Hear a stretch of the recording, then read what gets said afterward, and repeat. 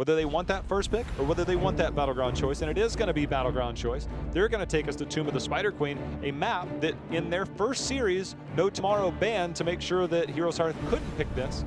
And now it's available. Heroes Hearth is going to take us there. And, you know, normally I'd be a bit more concerned for No Tomorrow, but the fact that they were able to back-end draft adjust the Junkrat Leo, identify the wave clear problem that may exist through mid, I still, you know, I have bits and bruises, you know, moments where I'd be like, I think you could get more out of objectives, things like this from No Tomorrow, but they've shown an element of understanding compositionally and meta-wise that I feel like we haven't even necessarily gotten from all teams in North America here. So I think, and it's what I'm trying to say is it works well for Tomb. It's wave clear oriented, and those rotations in the downtime, they seem to have a pretty solid understanding. It's funny because we don't always see Leoric on Dragonshire. He can show up if the moment arises. We definitely rarely have ever seen Kael'thas on Dragonshire. One map we used to see both of these heroes a lot on is Tomb of the Spider Queen. They tried their hand at Kael'thas. Kael'thas also Infernal Shrines, you could argue, would be his top two along with Tomb. But Jaina has to be considered as well. We haven't seen near as much Jaina as of late, but the Leoric pick to counter the less mobile heroes didn't really show itself there towards the end because it was Diablo kind of the main focus. But that has been where Leo has shown most of his value, getting that onto Malfurion now, who we see less of. The Kael'thas, the Jainas, the Rainers of the world can't leap out the same way some of the other heroes do against an N2. Yeah, and Jaina is one of the only exceptions, right? Purely based on she kind of gets an ice block, but it depends on how fast she got the ice block and how much damage on the chill she got in the downtime. But it does have, yeah, exactly that kind of trade-off, and it has been cool to see the Leoric at least rise a little bit in priority there. Again, I was very surprised with some of the applications of the last game, but Jin, again, showing his time into the offlane is surprisingly kind of dominant there from him. If they're opting to go into that Leoric again, it does seem like one of the counterplays obviously is to get that bunker so you can put that bunker just outside of the Entomb. We actually saw that banned out, I believe, in the Tempo series a couple series ago, maybe on Friday, but it was banned out to make sure that, look, we're going Leo. We don't want that bunker to be on the outside because that is one of the mechanics that it's, as long as it's within range, and we know Glau can put that down. I remember, I think even back at midseason brawl, it's like, that's money right there. You know, you rely on those players to make that play. So if that is going to be an option, especially post-second ban, look for a potential Blaze ban. Yeah, and one thing too that might be something that No Tomorrow can rely on is the exact same thing, but on the other side there, with maybe an off-lane ban either towards something like the Leo, because that is something that I know Homicidal may have the opportunity to, you know, pick up if they would like to do so, but it's mainly just into the offlane, the Leo versus Blaze matchup, just deny one, pick up the other, because Yrel, she's an amazing offlane, but she doesn't have the wave clear. She wins it in a very different manner, and that's just not dying. And so on a battleground like Tomb, if you can find the upper hand on one of those two and also remove the counter at the other side, I think that's honestly a very big play within this meta on Tomb that you can make happen, is ban the Leo, or ban the Blaze, pick the Leo, suddenly you're a monster. This is probably one of the few battlegrounds where I've seen mixed success. I was about to say on Genji not necessarily having the same value on this map that he does on the other, since there is such a heavy reliance on wave clear. Instead, No Tomorrow's going to take Genji off, Yrel being banned out. We haven't seen Phoenix at all. Who is Phoenix now? I don't know. Hero that apparently needs a little bit more help before North America wants to pick him a little bit more. I don't know. Jimmy Raynor. Yeah, he's just like, Phoenix who? Yeah. But we used to see Phoenix and Raynor face off back to back. Now it's some of the nerfs have making him take a step back. He's definitely not as forgiving as Jimmy. That's for sure. What I was going to say is with the Yrel ban though, on that same theory we just had before, I think that's one of those moments where No Tomorrow had the opportunity to ban out the Blaze and go with a higher Leo priority. One of the problems with that, though, is are you willing to first pick it? Because in the 1-2, the offlane wouldn't matter. And that's exactly what HeroesHearth is, I feel like, calling out to a certain extent. It's going to be curious, too. Do we end up getting the Dahaka over the Leo in this type of situation? Tomb of the Spider Queen is not a battleground where normally you would say that is a true case, but with Homicidal, you know, I wonder if the hero pool is a little bit more limited. The Blaze ban, unless HeroesHearth is willing to commit to a solo laner in their first two picks, which is highly unlikely from a lot of teams, is the Deckard pickup there for No Tomorrow, it doesn't seem as likely. A hero that we did see in Towers of Doom, though, that does potentially rise, that will be the Dahaka pickup early. But Sonya, this is a decent battleground for Sonya if you want to run it. Sonya doesn't apply the same type of playmaking that a Blaze with the stun lockdown, that the tongue drag isolation, that type of combo. She can flank, get damage in, but even the Entomb seems to have more value in those circumstances. Yeah, I would say the small buffs to the Entomb mixed with the reliable wave clear pressure that he gets. Because one of the biggest problems with Sonya is that when she wave clears and her sustain come at the same time. There is no like independent trade in survivability. She has to be able to whirlwind on top of the minions. So she gets she has to push as she kills, as she survives. And it makes her approach to the lane a little bit too limited. And I just doesn't dive the backline, I feel like, as well as she used to in the past. But that is a good point, especially into Haka. It's one of his better matchups. If we're getting wild, same way that we got wild with Kael'thas.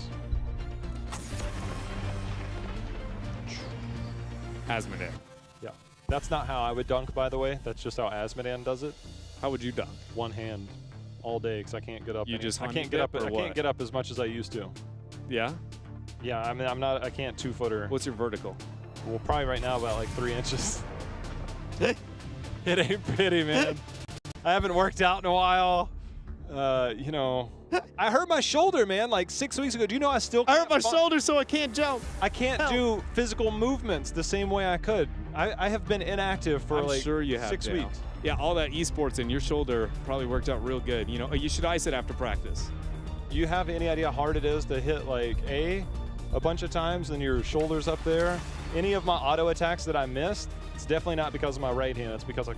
I feel like you probably spam Mercy. more Mercy. than you do, eh? Stukov Hanzo here in the back end of this draft, coming out from HeroesHearth Esports. Think about this for a moment. A lot of kill potential within their 4 just from the Johanna Stukov. No Maiev available to get the triple tether threat on top of the Stukov. Junkrat into the wave clear of the 4-man for No Tomorrow, going to help them out a lot. But Thrall definitely is susceptible to gank offlane available after the all 3 offlane bans from HeroesHearth Esports and the high priority onto Haka. It's definitely an Asmo game. It's Deckard. I'm just let me believe. Okay. Let me believe. You know, I'll keep my mouth shut then. There is no Asmo. It is 100% Asmo. You're right. They denied the Thrall, which could have been the 3rd pick here for HeroesHearth, something that they definitely do. It will be Greymane instead. Only slightly disappointed. I'm a little kind of set back here based on some of the drafting choices from HeroesHearth Esports because this is only, I believe, the 3rd time that we've gotten to see them perform. Once against Endemic, once against Tempo Storm. Endemic 3-0 shutout, very dominant performance on opening week. Make it to game number 5 against Tempo Storm, back and forth competitive. It's Tempo Storm. You really can't, you know, be too disappointed within that, but I couldn't help but feel like, you know, what are we going to get from them this week to reestablish that, right? And we don't have McIntyre, so looking at drafts like this, it's like hard to be like, how much of this is you adjustment versus, again, Homicidal and his hero pool, and it's a little bit of a mixed bag for me. I go, like, I keep going, like, I want more, but I'm like, but then I know it's maybe asking too much of the squad at this point in time, at least for this weekend. How about that focus on the solo lane, though? I mean, for HeroesHearth, they banned out every solo laner and took one for themselves. I think a lot of that comes down to Homicidal's hero pool mixed with the desire for specific range within the 4-man and how much they lost within the wave clear advantage within the 4 or the 3, depending on if you're going to go with the 1 and 4 or the 1-3-1. Either way here, I actually appreciate the adjustments there from HeroesHearth Esports, but to me it screams a lot, again, down to the hero pool and lack of comfortability.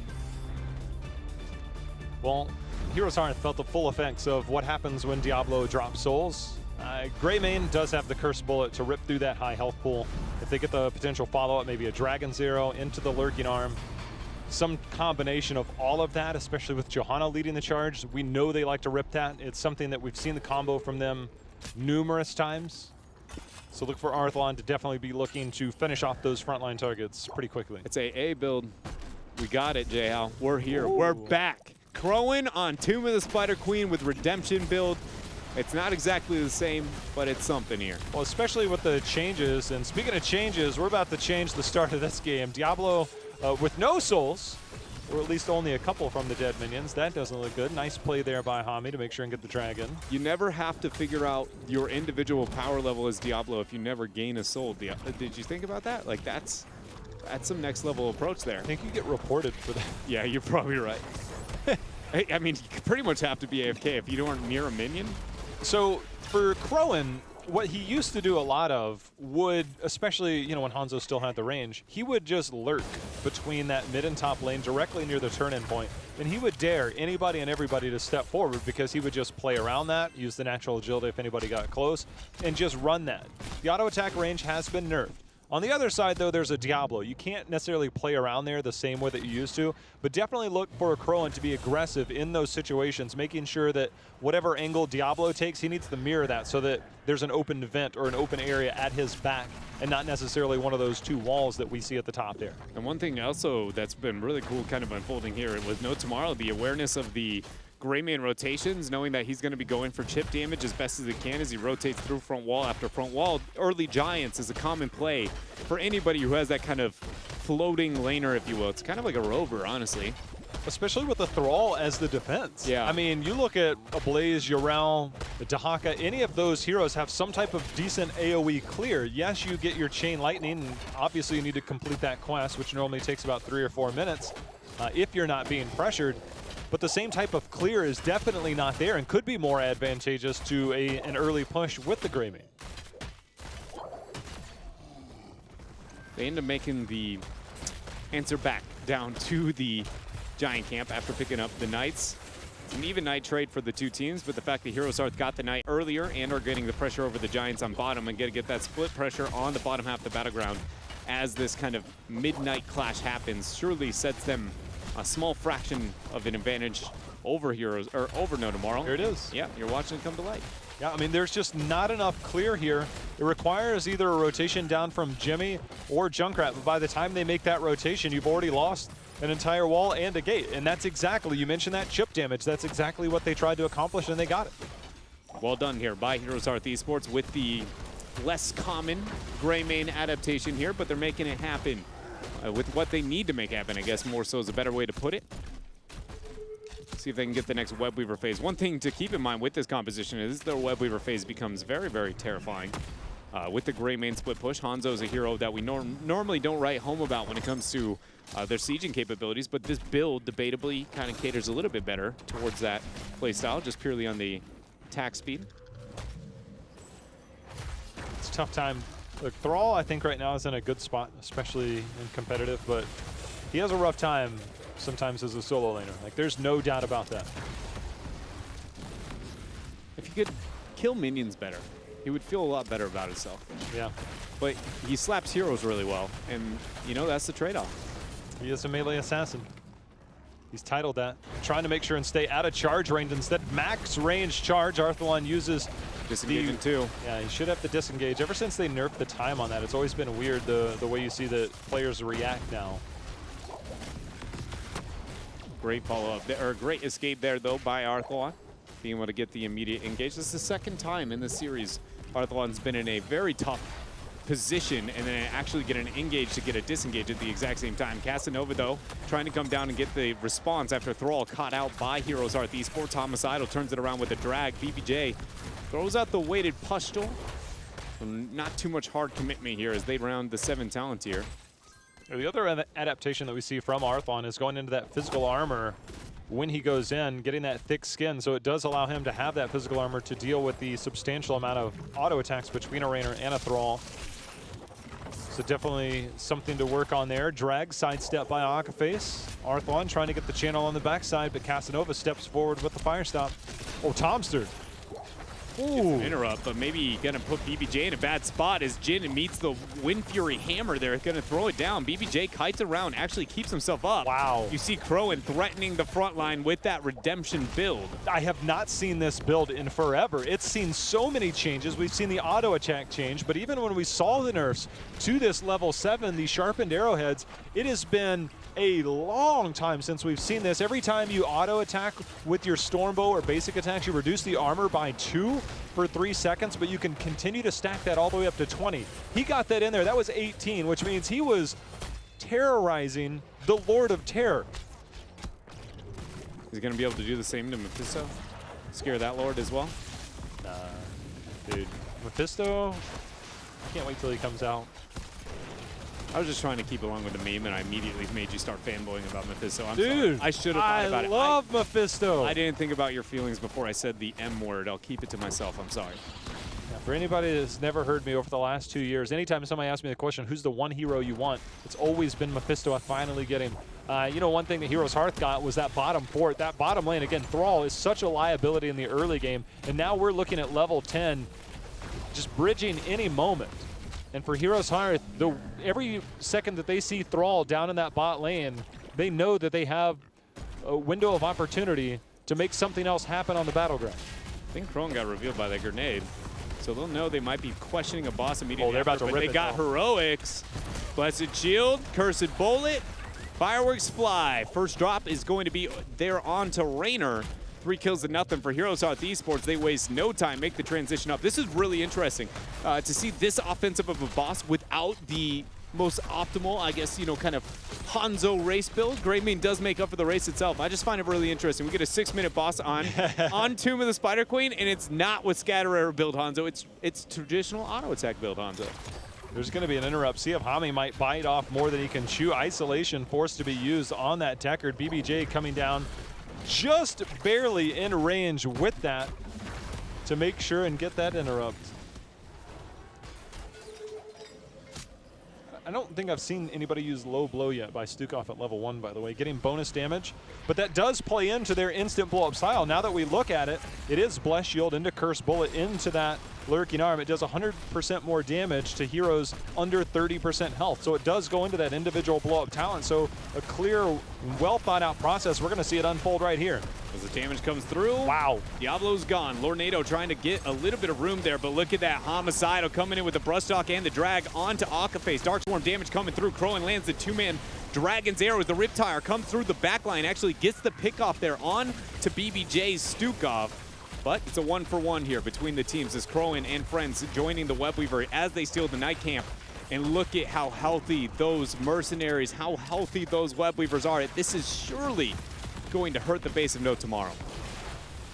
Tough times, 13 rounding here for Heroes Hearth as well. And as they continue to take down more and more structures, the lead starts to amass greater and greater. Maybe Heroes Hearth is upset at that last one because they're punishing No Tomorrow here in the early game. I'd be a little upset. I wanted to have fun. I went with my Crowin, or I went with my Kel'Thas. I went with my BBJ there over onto the Ana, and we had a hard time against No Tomorrow. Didn't really make the case for June to be playing on it either. It's like, look, if this isn't working here, maybe it doesn't work, and maybe Heroes Hearth, they don't get to play it. We'll find out if it does show up in future drafts. Right now, see if Jin gets targeted. Bless Shield is available. There's going to be the Root, the 13 Root. BBJ said, hey, guys, you guys have a lot of tools to make plays. How about I start this one? Just got to keep up those plays there with that massive shove out. Casanova unable to make his way all the way in there for some of those gems. No Webweaver phase available for a long while for Heroes Hearth, but with the 2-level advantage and talent tier advantage over No Tomorrow, they're going to easily be able to goaltend a majority of these turn-in points, unless the minion waves pressure against them too heavily in one direction. Top lane is the most dire of situations when looking at minions, and it's not too shabby for Heroes Hearth. Diablo, only 35 souls. No Tomorrow is going to struggle to find their way into any of this because now we see Siege Camp picked up at the bottom. You look at the minimap, that lane is so pushed out. We're going to have the Night Camp picked up here by Arthlon and crew. This is going to keep the mid lane pushed out. Then you have the talent tier advantage to keep in mind. For No Tomorrow, it's going to be a struggle to get back into this over the next minute, 2 minutes before they hit that 13 talent tier. And even after they hit that, what will the lanes look like?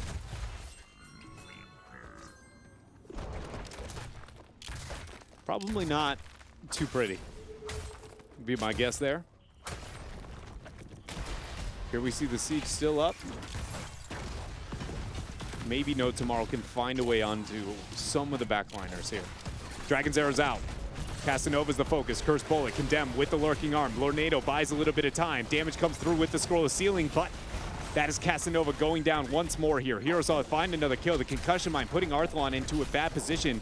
We'll get the engage there onto the sidewall. Disengage up in a second. And I think Heroes Hearth got what they wanted. Haven't quite gotten the keep yet, but they still got the kill, and that's the main thing. Keeping control of this battleground. Again, I said, when we see the end of this push, what will the waves look like? Dreadnought, it is fully pushed in against No Tomorrow in basically all lanes. Boss consideration, especially if we see that 16 talent tier advantage. A minute away if we do see that later down the road. Even talent tiers, a rare occasion right now for No Tomorrow.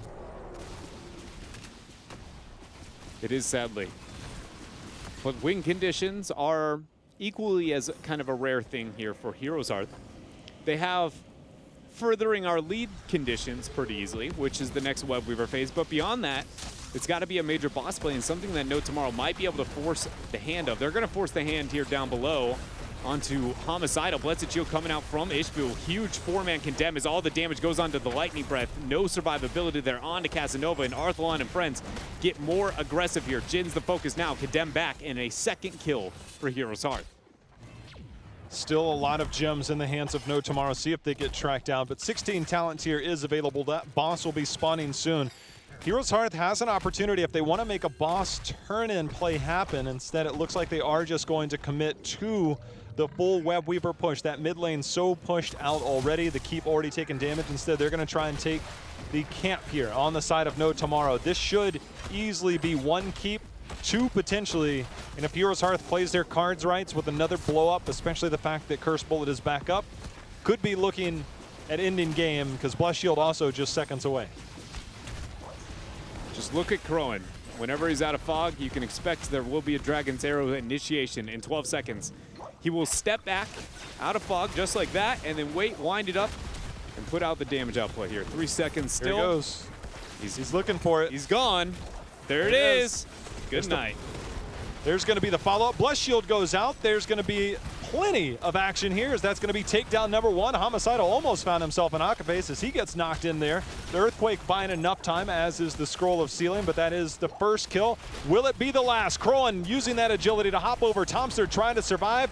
Just missing out on that route there, but it doesn't matter. The slow isn't up. That's going to be kill number two. HeroesHearth moving their way to the core. Making their way in here. And Condemn coming through. Focus now set on to Jin. Concussion Mine knocking them all back there from Jay Shrite. But another kill here for HeroesHearth Esports. We will see No Tomorrow have Casanova alive in 2 seconds, but the Web Weavers now make their way onto the core with the rest of HeroesHearth Esports, 50% and counting. And it looks like with one bump onto the Dragonshire, HeroesHearth Esports still ring it back here. Take game number 4 and win this series over No Tomorrow, 3-1. Combo was scary. We're like, oh, Greymane, this is interesting. And then it's like, Diablo's on the front line, Curse Bullet, Bless Shield, low blow even from Stukov. I mean, I felt bad for anybody on that front line because that lethality of that combo. And it's one thing that HeroesHearth does so well. They had a lot of control just through the general rotations. The bans onto the solo laner, leaving a solo Thrall. And you could argue that that's where it all started. If we look at the long-term game plan, Dreadnought, they got that siege camp. You mentioned, all right, with this composition, this is where Greymane comes in. They get that chip damage. That first push down at the bottom, they ended up getting the tower and the gate. Came back a little while later, it got the second tower. That opened up the opportunity for the first Web Weaver to get that fort. And when you get a first fort off your first Web Weaver phase, we were looking at 9.5 to 8.5 at the end of that. And it's so hard to get back in because at that point, you can get the double turn in. We saw the boss, the early boss pickup for HeroesHearth. It was a very well-executed game plan. That target on that solo laner seemed to be the key cog to make all of that work.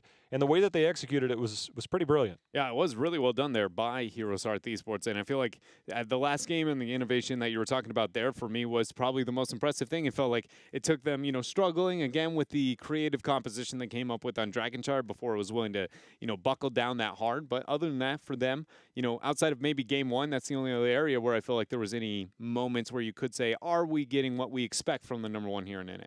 But how about No Tomorrow? I mean, they did fight strong on Battlefield of Eternity.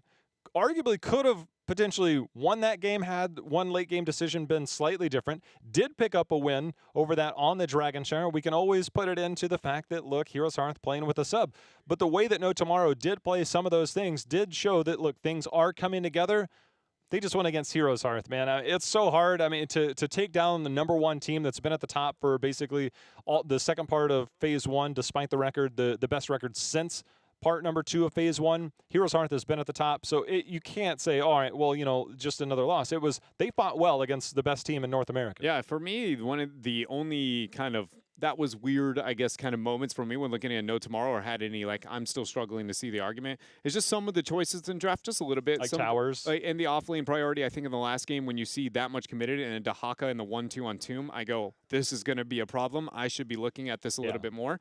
But it's not major red flags, not anything that I think can't be converted very, very easily. And because of that, I think those are probably better problems to have, than some of the ones that we did see come to light. But on execution, the level of play and synergy displayed there, those are the elements you see missing with the changes that you see No Tomorrow making. But they very much are able to overcome those a lot quicker. I'm still kind of blown away by Jin, I think, so far. Out of all the members of No Tomorrow, his performance is so far the one I always go like, this guy, he kind of knows what he's doing here on this off lane. He's on to something.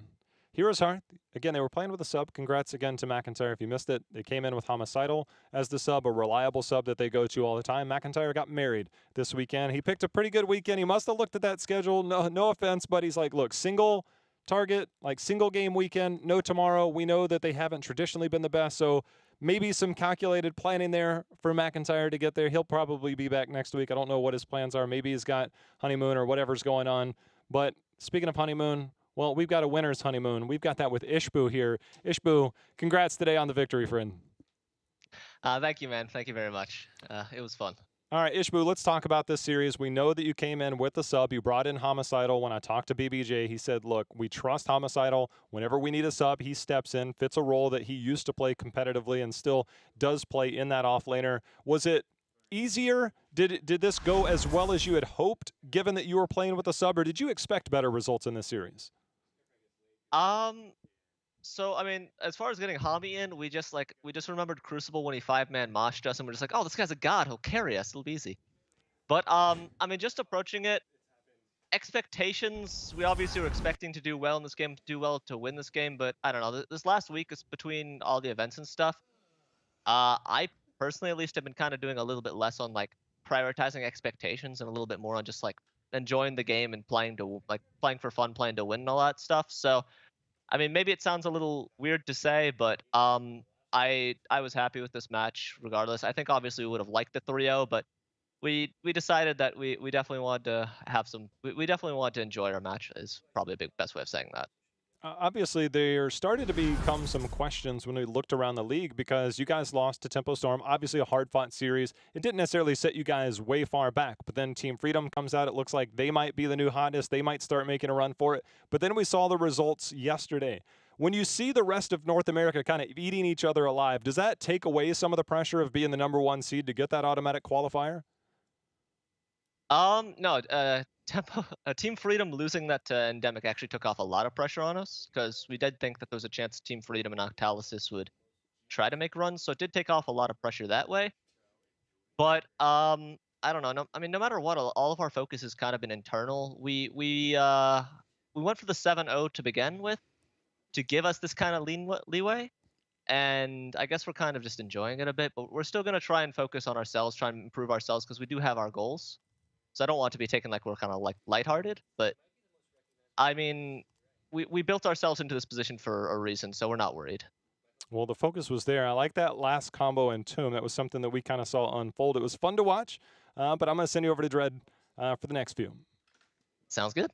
Hey, Ishbu, some of my questions are going to be on that kind of tone that you were talking about with just trying to sit there and enjoy the games. And my first question is any of that reflecting purely on maybe the speed bump, if you will, with Tempo Storm and going to the game number 5? Did the team sit down and say something after that loss made you guys maybe change your approach to how you would take on this weekend and the rest of HGC? I'd say it was less the tempo loss and more just coming back from the clash. Okay.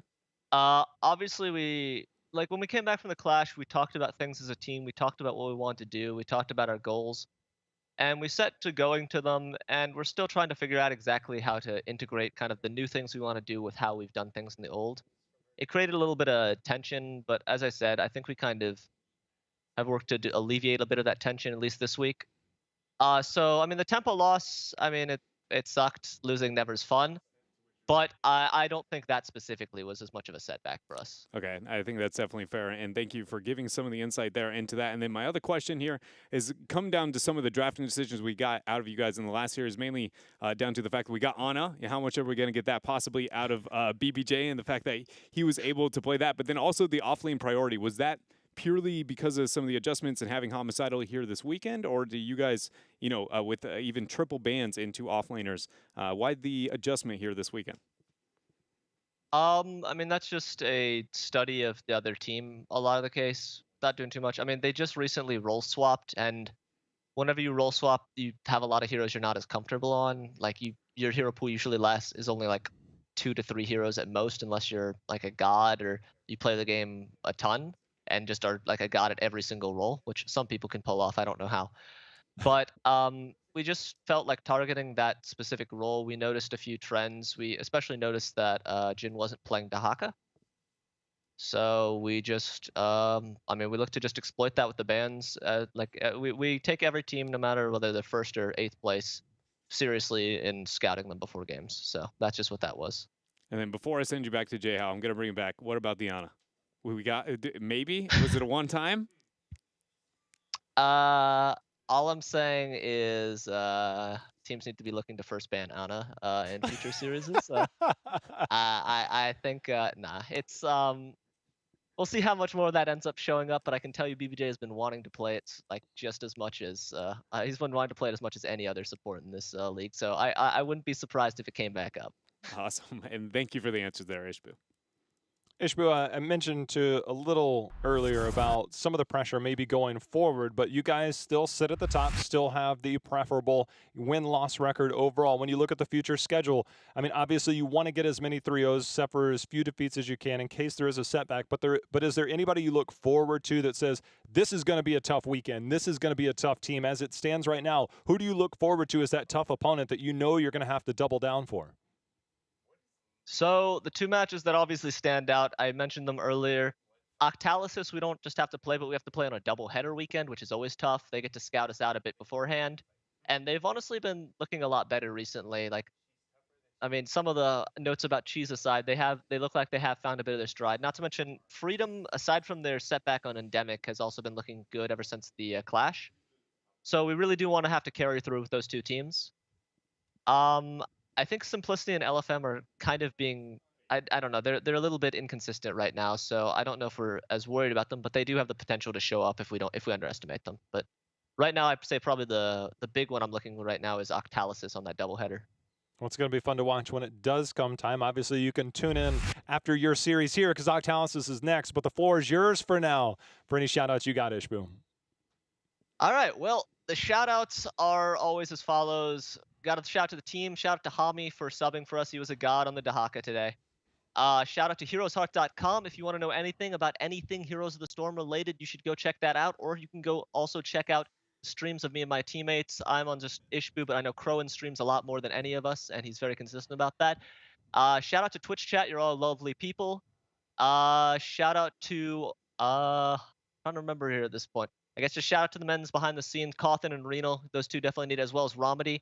And then, of course, shout out to you all for putting on such a lovely show. Appreciate it, Ishbu. Enjoy your weekend. Thank you very much. You too. Well, Dreadnought, we got